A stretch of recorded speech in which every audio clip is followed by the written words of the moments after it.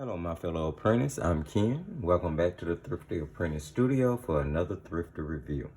In today's video, we are going to be taking a look at pen to paper 12-piece watercolor pencil set. Now, pen to paper, I have discovered, is a in-house novelty brand for Books A Million only. I did pick this set up from my local Books A Million bookstore. And afterwards, I came home and did a little research to see if I could possibly find it online. Unfortunately, I was not able to find this set at any of my normal online art ordering supply sources, nor was I able to find it at booksamillion.com, which I thought was ironic considering I picked it up from a Books A Million store. So I paid my local Books A Million another visit and saw for myself that they had several different sets, and these are found in the gift section of Books A Million. So I asked the clerk, and she did go ahead and assure me that these are a in-store Books A Million BAM exclusive. So you can only find them in the stores. So I decided that with that information, I would go ahead and offer this review because Books A Million does cover most of the U.S. South. So you will be able to get to a Books A Million store, and if you're not in the South, then maybe you know somebody who can grab you a set of these pencils if you decide that they are something that you would like to add to your art supplies. So let's take a look at the packaging. It came just like this, wrapped with a piece of in like a plastic bagging, and I've just removed the bagging because of course I've been using the pencils. The tin is actually really pretty, and if for no other reason, I decided that if the pencils were crap, I could keep the tin and actually fit a few half pans in this tin and get it closed with a tight seal, so I could use it as a travel palette, if nothing else. So there is, of course, watercolor pencils do not typically come with light fast or pigment information on them. You just know whether their art is great or whether they aren't. I do know that there are some companies out there like Arteza, who I believe does put light fast information on their expert line of watercolor pencils, but I don't know of many who do it. So I could not really gauge the quality of the pencils based off of that. The packaging, however, does not really it doesn't contain any information really at all in relevance to the pencil set. It doesn't tell where they are made, where pen and paper is headquartered. It simply lists that it engages in a lot of recycling programs. Take a tree, plant a tree. No rainforest trees used to produce these. Genuine incense cedar. Yeah, so not much information about the pencils at all. So let's take a look.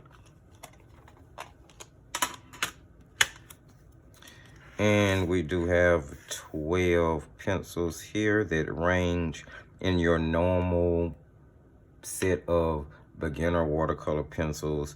And again, this is a novelty company, so I don't expect these pencils to be very light fast at all. However, there are some things about them that really took me by storm.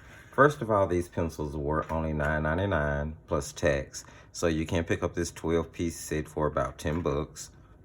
And it has a decent range of primary beginner colors in it. There's a primary yellow and red and blue.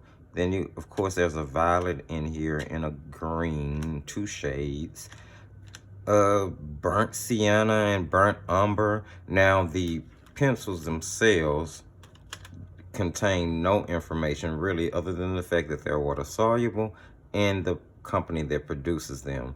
There is a swatch on the end of the pencil that is supposed to relate to the pigment color, but I found that they are very unreliable. I mean, they're okay, they're close, but they're not close, if that makes sense.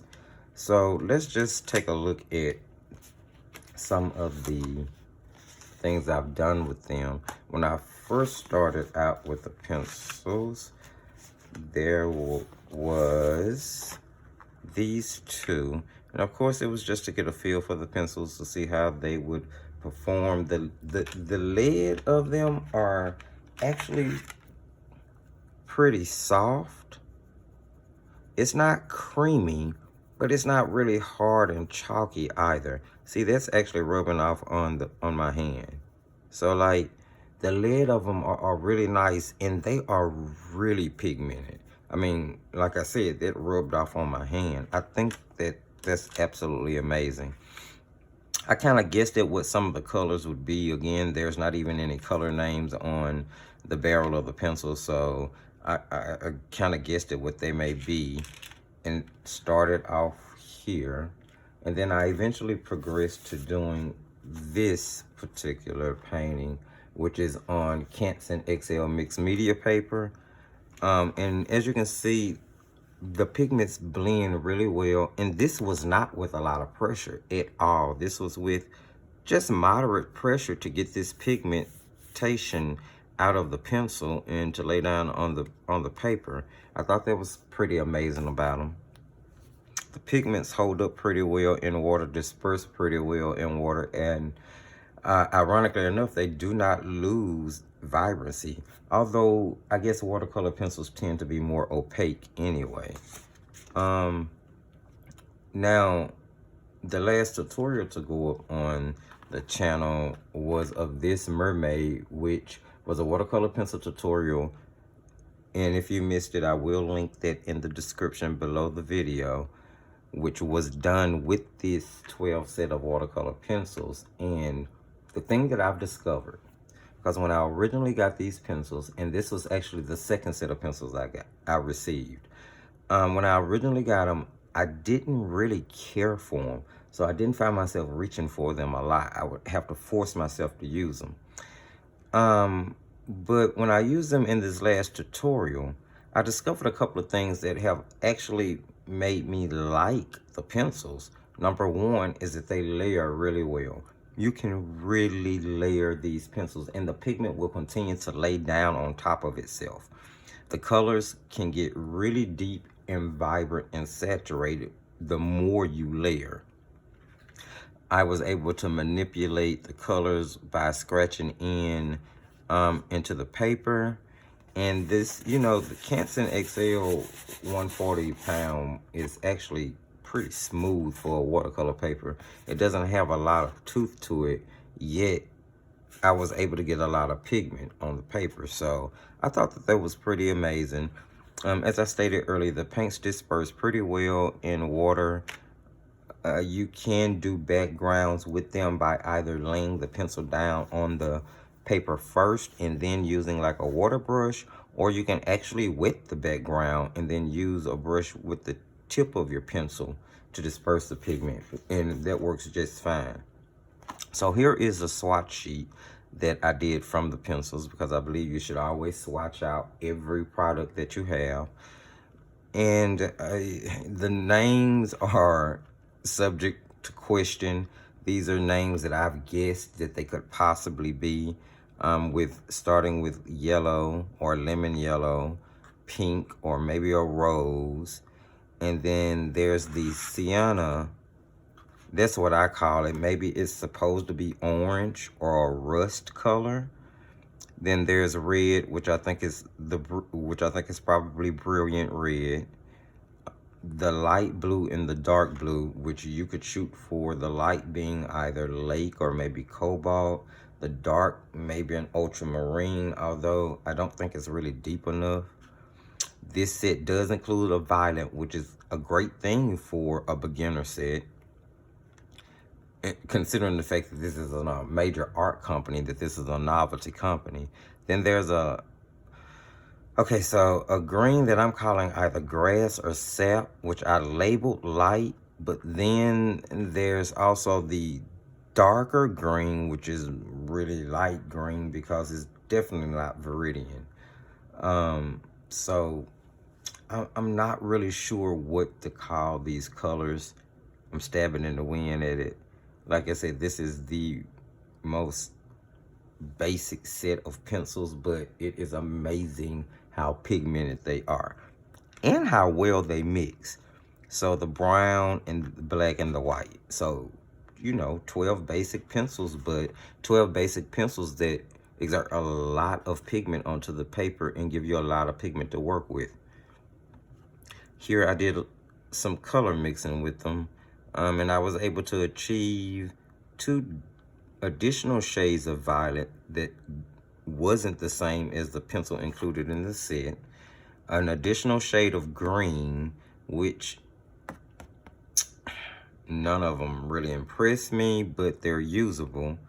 And then between the black and the white, the gray, which actually took on more of a blue tint than I would have liked, but I was still able to achieve a shade of gray. So for all intents purposes, the pencils are a really good set. They are bright and pigmented. They may not contain any name or pigment or light fast, no manufacturing information, nothing of the sort. You can only get them at Books A Million, which is, as far as I know, only located in the southern states of the United States. However, it is still an obtainable product, so therefore I decided to go ahead and offer this review on it. Let's just do a little comparison right quick. I mean, we weren't going to make too much of this, simply because it isn't a readily obtainable product, but it can still, you can still get it. So we're just going to compare them to the other watercolor pencil set that we've reviewed on this channel so far, which was the Fine Touch watercolor pencil set, which you can pick up from Hobby Lobby as one of their house brands. So let's just take a look here. Okay, so right off, you can see that the pen to paper pencils are more vibrant. There's no question about it. The color depth, and when I swatch out my pencils, I try to remember to use the same amount of pressure. That way, as I'm comparing the swatches, it's a fair comparison. And yeah, these pencils are definitely a lot more vibrant and pigmented. You can see that most of the colors that are in the pen to paper 12-piece set has some color relation to a pencil from the 24-pack set of the Fine Touch watercolor pencils. The yellows, the rust and sienna is there, and the red, definitely the blues are there. There's not a true violet in this set.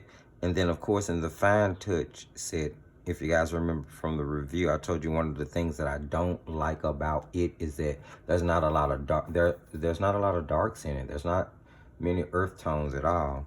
And then of course here, with there being a limited number of pencils, you still get more brighter colors than a true mixture of colors. So you have to take that for what it's worth. You have to take the information for what it's worth and make a decision based on, you know, the availability, the cost, and what the product actually does as to whether or not it will be something that you decided to add to your art supplies.